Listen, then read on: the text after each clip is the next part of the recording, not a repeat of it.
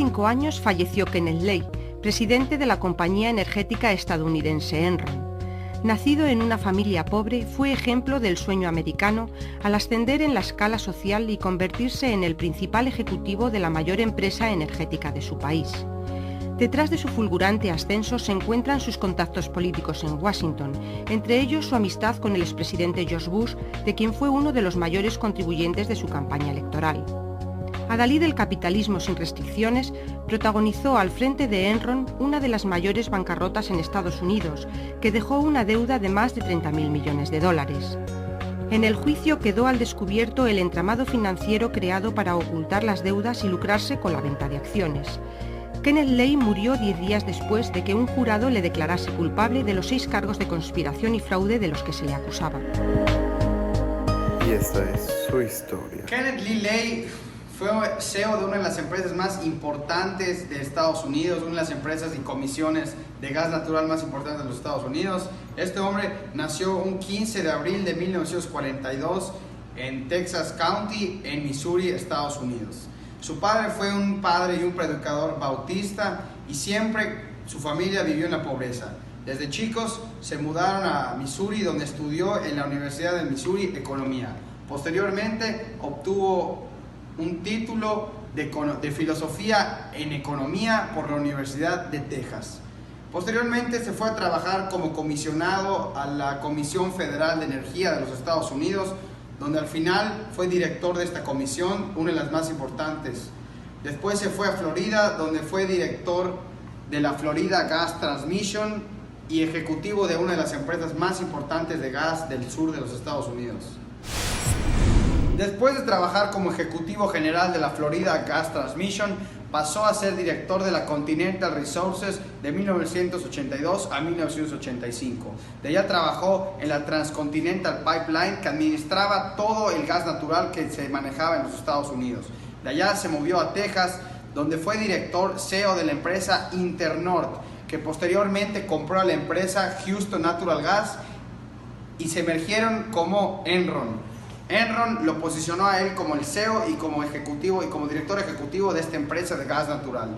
Enron en su época fue la empresa más importante de gas natural de todo Estados Unidos y la séptima con más importante de todo Estados Unidos en todos ámbitos. Como ya fue mencionado anteriormente, pues el señor Kenneth Lay, siendo CEO de la empresa Enron, decidió pues dar pláticas motivacionales a sus clientes y empleados, ¿no?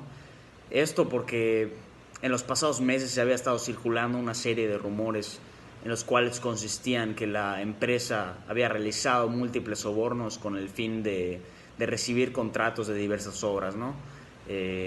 Bueno, volviendo al tema de las pláticas que daba el señor Kenneth, les decía a sus empleados y clientes que compraran acciones o participaciones de la empresa, ¿no? Y esto les decía que estaban realizando una inversión a futuro, ¿no? Y que los problemas serían temporales. Bueno, pues esto no fue el caso, ¿no? Y la empresa siguió reportando pérdidas e incrementando su deuda. Bueno, al final la empresa se quedó con todo el dinero de los inversionistas y los accionistas que pues habían pagado, ¿no? De todo el dinero de los empleados que pagaron acciones. Pues la empresa se lo quedó y pues todo esto se lo robó el señor Kenneth. Las acciones del señor Kenneth dieron como resultado que todos los inversionistas o participantes de la empresa salieran perdiendo su dinero.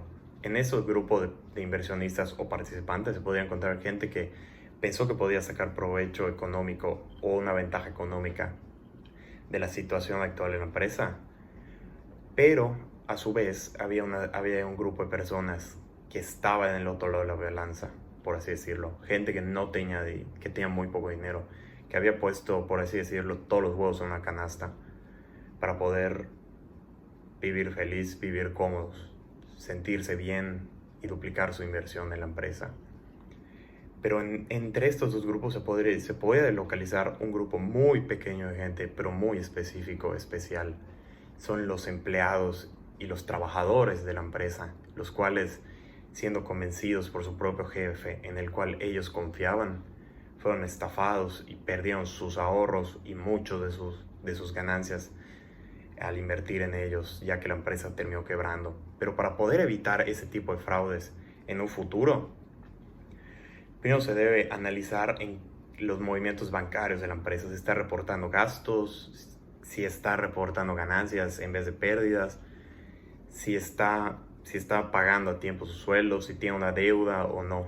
También se debe analizar la opinión pública de la empresa, si es una opinión a favor o en contra.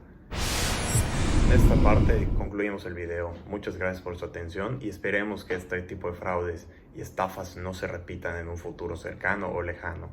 Muchas gracias por su atención. Adiós.